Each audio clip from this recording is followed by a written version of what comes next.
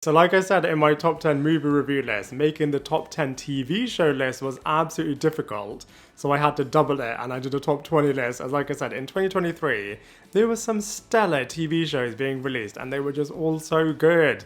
And I just wanted to talk about all of them. If you want to hear my full in-depth reviews for every single one of these, I will link all of them in the description box below. But anyway, let's begin the list with number 20, which I'm going to put Gotham Knights in. Now, I think this show was just criminally abused online. Everybody just loved to hate it. Even before it was even released, everybody was just slaughtering it and making it out to be the worst thing ever and was just making it to be even a crime that they even made this show. But it was actually not that bad. I mean, all of the fleshed out characters are really, really good. Who is the person that actually managed to kill off Batman, framing all of these other characters?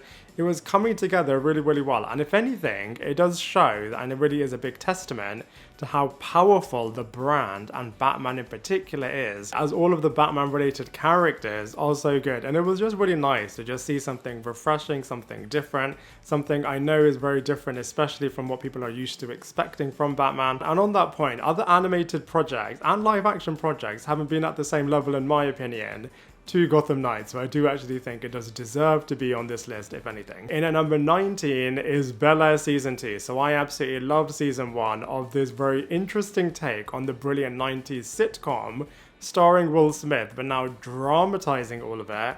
And I feel like Season 1 was really, really successful, and Season 2 was able to continue it with so many more storylines, so many more compelling things happening with these characters, so many gripping scenarios, and I think it's really interesting when you layer race and money and the world of Bel Air and California and all of these interesting aspects, along with the fact that, you know, these characters are so beloved, and tapping into nostalgia. Honestly, Season 2 was able to continue everything really, really well. In at number 18, I'm going to put Based on a True Story, which was just so good. I absolutely love murder mystery TV shows, and I feel like this one just blended podcasts and humor and comedy with a stellar cast really, really well. I mean, I love Only Murders in the Building because it kind of does a very similar thing.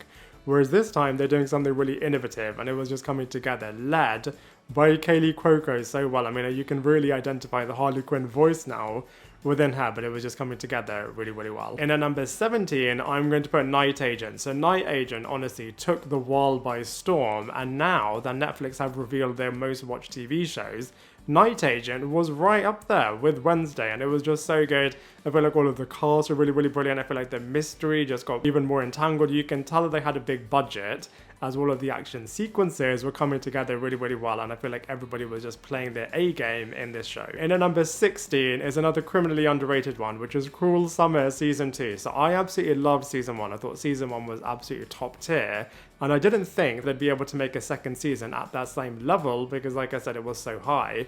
But they did do it, and Season 2 was so good. The killer twist was absolutely unbelievable, so shocking, and just the mystery just got bigger and better as the episodes were progressing, and it was just so unbelievable, the things that took place in this series. In at number 15, I'm going to put two entries. So both Home Economics, which I think is another criminally underrated sitcom, and is just such a shame that it got cancelled as part of the whole writer strike and actor strike. So I'm really hopeful that they find a new home, as this was honestly so good. So many different characters from a monetary perspective who are actually family members in a comedic style. Honestly, Home Economics just could have gone on for years and years and years. But my other entry is another show that got cancelled, which is just such a shame, as I feel like that show also could have gone on for years and years and years, which is the After Party Season 2.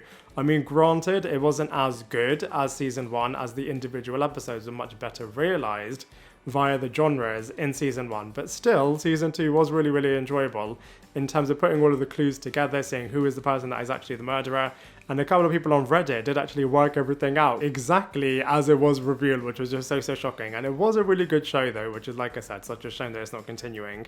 In at number 14 is Riverdale Season 7. Very similarly, not as good as its previous seasons, as I feel like seasons 1 to 6 were pretty unbelievable and pretty untouchable, and I absolutely loved every single episode of Riverdale. Season 7, I feel like, was interesting, going back to the 1950s, and I feel like in terms of soft rebooting the series whilst keeping all of the same cast members, from that perspective, it was really interesting. The creator, Roberto, did say that the original plan was to keep them there for, maybe 5 to 10 episodes, and then slowly bring them up the decades back into present-day reality. And I feel like if they did do that, then season 7 could have been so much stronger. But because of their budget restrictions, they unfortunately couldn't do that. But either way, I feel like the final episode alone just wrapped everything up in such a nice way. And at number 13 is Only Murders in the Building season 3. We're going to have a little bit of a trend now, as very similarly to Riverdale and to The After Party, it wasn't as good as previous seasons, but nonetheless, I feel like it was still really, really powerful. I feel like adding Paul Rudd and Meryl Streep was another stroke of genius, as they just literally elevated this show so well. I feel like Martin Short definitely does hold it all together, as he is just absolutely hilarious in pretty much every single scene that he is in. And just putting all of the mysteries together in terms of solving the murder mystery for this show was also really, really good. So many shows in 2023 were really inspired by murder mysteries. I feel like the musical kind of took over the show in a bit of an annoying way, whereas I love the Arconia, and I feel like the first 2 seasons were much better when they had a lot more time based there. But season 4 does really seem like they're going back to basics, and I feel like that is going to be so, so good.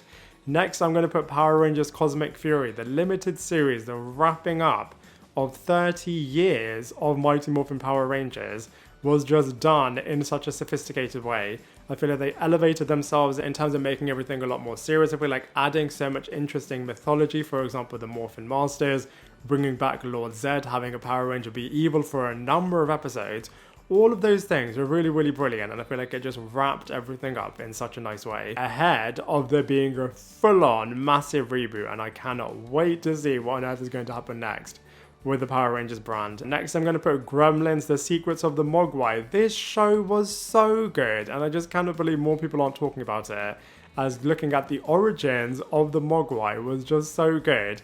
And every single episode was inspired by a different Chinese folklore story. I mean, every single one of them weren't at the same level, but nonetheless, I feel like it was really good in terms of having all of these individualized storylines, whilst also having an overarching storyline, and it was just so brilliant, so shocking. That evil guy was truly evil, and the cliffhanger right at the end leading into season 2, honestly, this TV show was so good. Now we're in the top 10, so at number 10, I'm going to put Goosebumps, which is another underrated gem, and I think it was really interesting, as of course the 90s hit show, everybody loved it because it had a different cast in each episode. A couple of episodes did have a part 2, but I feel like it was really interesting in terms of the way in which they did that. So they wanted to obviously do something different after the movies was a little bit hit or miss. So this time they serialized it. So they made different episodes focus on a different storyline and a different book.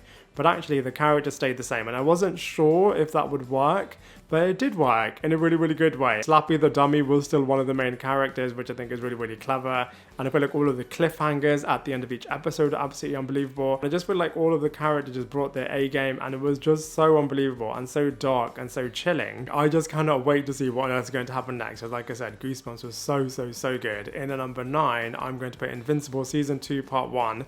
I do agree with what everyone's saying, which is that they waited so long, a little bit too long if anything, since season 1, which was an absolute high during the pandemic. Everybody loved Invincible, as the animation, the characters, the in-depth storytelling, the mock of the Justice League and all of the Marvel characters, all of that stuff was really, really good. And actually, I do think that they looked at the multiverse in a really clever way. And I just cannot wait for part 2 to hopefully come out really, really soon. But even though I feel like they did wait a little bit too long, and that, you know, they've drip fed everything in terms of first having the Atom Eve special, and then part 1, and then releasing part 2 in 2024, I feel like that release strategy might not have been the right way to do it.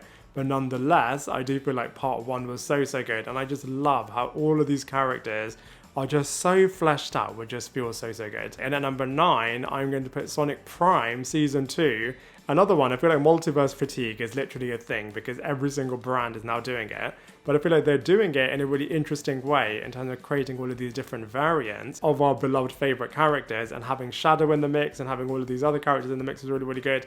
And that shocking ending at the end with 9, the Tails variant, was just so unbelievable. And I do have to say that this series is so, so good. And I literally cannot wait for Season 3 to be released really, really soon. In at number 7, I'm going to put You Season 4. So I feel like Penn Badgley honestly needs to win all of the awards under the sun, as he is just so good as Joe Goldberg, just playing this guy that you love to hate. And I think it was really interesting the twist that they had in season 1 in terms of him creating this persona just to be able to rid himself of all of the evil things that he is doing, and then finally embracing it at the end of season 4. Honestly, it was just so, so good.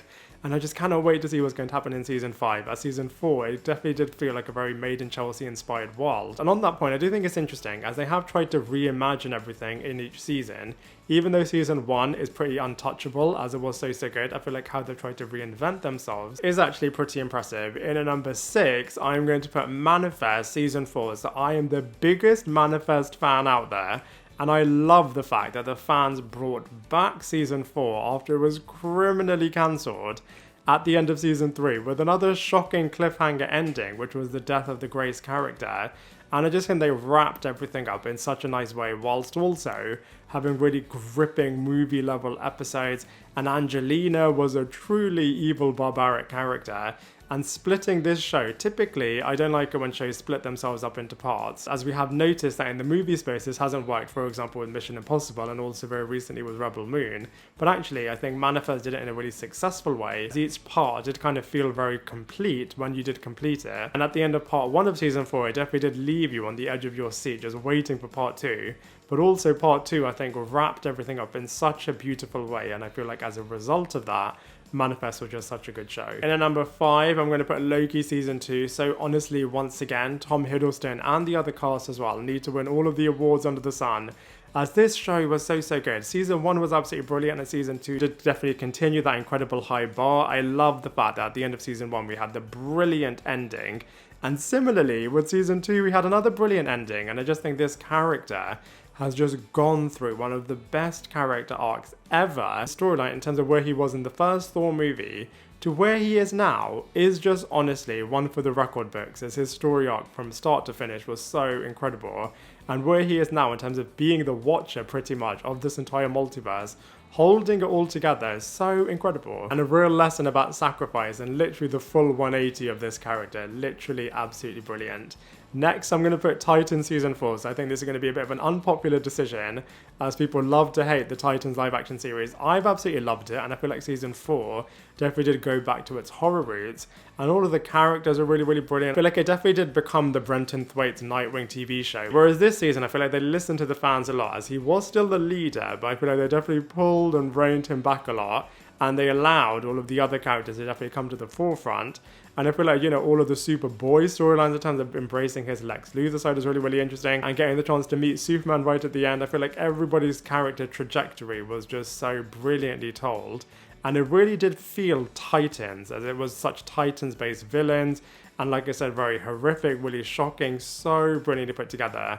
And it was just really bittersweet, as like I said, I love Titans, and it was just so sad to see it being completed. Now we're in the top 3, so in third position I'm going to put Succession, which was just so good as well. Season 4 was honestly so gripping. Every single episode felt like a mini movie, and just the killer twist, for example the one that they had in episode 3, and also the one right at the end of the series, nobody saw that coming, and it was just so shocking, jaw on your floor type moments. And Kendall Roy literally had everything that he was working so hard to get at the palm of his hands, and then lost it. It was just so unbelievable and so Shakespearean. It was just coming together so well, and I am so certain that Succession will literally win all of the awards under the sun. In at number 2 is What If Season 2, which was honestly pure class. I feel like Season 1 was really good in terms of exploring interesting things that could have happened very differently, and Season 2 honestly just supercharged it and just took it to another level. I just wish this animated series was a little bit more popular, as honestly it's Marvel gold, and at a point where actually DC animation was overtaking Marvel and we're just literally running away with it, as Marvel were not at the same level as DC. I now think Marvel animation is getting to a point where it's able to compete with DC, and What If Season 2 was honestly absolutely phenomenal. But now we're going to be talking about the number 1 show of 2023, which in my opinion is One Piece, which was so good. I mean, talk about every single episode pretty much feeling like a mini movie. Honestly, you could literally see and feel all of the budget being put towards this show, and for good reason, as it was just coming together so well. I loved all of the individual characters, and I loved all of the individual storylines, whilst also having overarching storylines taking place as well, and such a beloved manga that was firstly converted from comic books into animation and now into live action. It was just done in such a good way, and I think it was one of the best TV shows, not only for Netflix, but also for the entire year. And I just think all of the cast and characters literally brought their A game and just created brilliance on screen, and I just love to watch this show. And I just cannot wait for it to come back, as it has the potential to also maybe once again be the #1 show of the entire year. So I loved all the TV shows that were released in 2023. I cannot wait to see what 2024 is going to bring. And it's going to be interesting, as a lot of shows are wrapped up and or cancelled.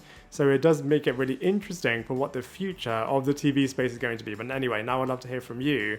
What did you think of this top 20 list? What is your top 20 list? What is your #1 TV show of 2023?